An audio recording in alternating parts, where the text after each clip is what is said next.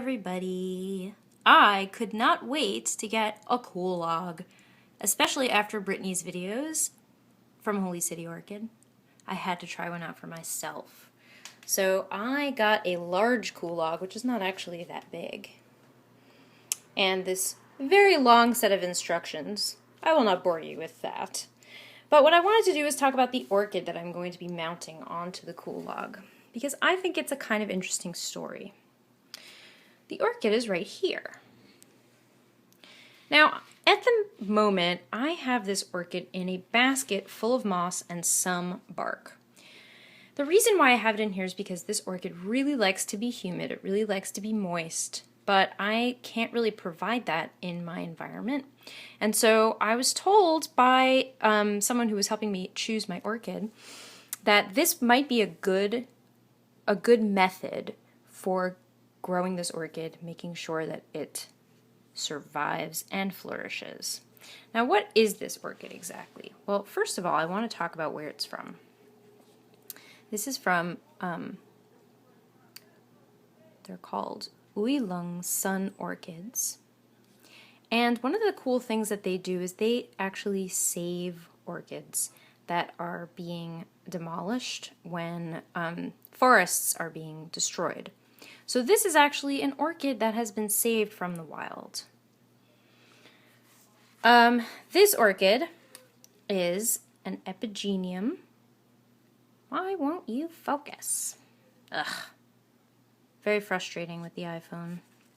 Anyway, it's an Epigeneium Treacherianum. Good Lord. These Latin pronunciations are insane. And you can see it says it's a warm and intermediate grower. So I wasn't sure if a Kool Log would be the best bet for it, but in the end I think that this is going to be a really good experiment because my poor orchid has not grown at all. In fact, it has lost some leaves. So what I'm going to do is take this orchid out of its moss and soak it, and I will come back with some more info. So this orchid's actually in a lot worse condition than I thought. Now, again, this orchid was saved. The orchid itself, I believe, is from the Philippines. The company is a Malaysian company. Anyway, when I purchased it, it was connected to this kind of like bundle of coconut fiber. You can actually see some of it has remained. And I initially thought that sticking it in sphagnum would get the roots to grow, but they've actually been rotting. So I'm really glad that I decided to repot this, or mount it, because this thing would not have survived. It really wouldn't have. And it kind of makes sense as to why two of the leaves fell off. But anyway, a little bit about the Epigeneium. It grows these long, long, long spikes that have beautiful pink flowers on the end, big clusters of them. And it's supposed to smell like coconuts. Let's hope that someday this baby flowers for me. It was very inexpensive and I got it at an orchid show. But, you know, you spend less money on a less than likely successful plant. Well, I've got my fishing wire. Note on fishing wire, I had no idea because I'm a city girl, I know nothing about fishing. But when it says 12 pounds, it doesn't mean 12 pounds of fishing wire. It means that it can actually hold up 12 pounds of fish. The things you learn. So I am going to put my camera down and get some moss onto the Kool Log and come right back. So here we have it. This is me trimming roots and fiber and tons of other crap. And here's the Kool Log with the moss on it. It was very easy to put on. I just used some wet sphagnum, and then I twisted, after I made a slip knot, I twisted the fishing wire around it. And so what I'm going to do is place my orchid, like so, on the Kool Log. Now, I am placing it like this because I know that the bottom two bulbs are kind of like the back bulbs, and that this is the direction in which the orchid will grow.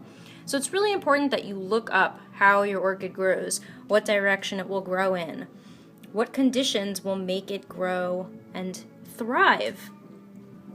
Now at the bottom here, that's where I'm going to place the end of the orchid, this last tip. And I think that this will work well because I know that there aren't going to be roots that grow out of this. However, I'm hoping that roots and a new bulb will grow out of this top bulb, and so it will have some room to grow upwards. I might actually even position it further down just to be sure that it has enough room to grow. So keep your fingers crossed that I can get this right. I'm going to start and mount it right now, and as soon as I finish, I will come back and show you the results. Here is how it looks on the log. I'm not done yet though. I need to add some more moss to cover the remaining sad, pathetic roots that do exist. But I just wanted to show you.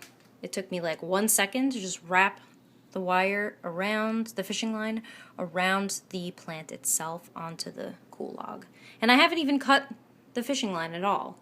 It's all just getting coiled around in a bigger and bigger coil. Alright, I will add some more moss and come right back. Well, there you have it. I actually lost the end of the fishing wire, so I kind of had to jerry-rig the thing together, but hopefully it all works out in the end. I added some extra moss to it, even though the instructions don't really recommend it, just because this orchid has so few roots, and I really want to make sure that it doesn't die. So, yeah, I'm going to fill this baby up with some water, hang it, and keep your fingers crossed for me. Keep them crossed. Have a great one. I hope you enjoyed this video. Bye for now.